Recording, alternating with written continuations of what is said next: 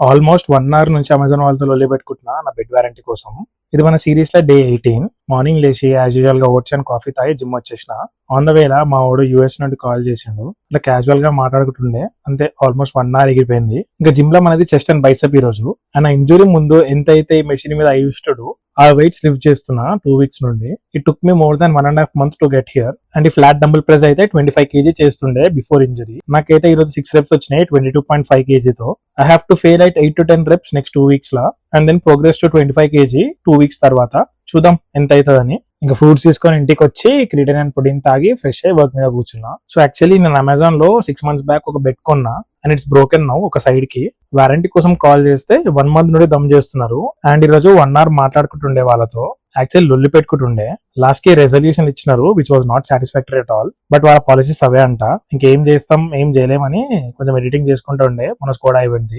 అది అయినాక ఇంకా వేరే బెడ్ కోసం అని బయట వచ్చిన. అండ్ ఇక్కడ క్రేజీ చేస్తున్నారు హనుమాన్ జయంతి సెలబ్రేషన్స్ అయితే.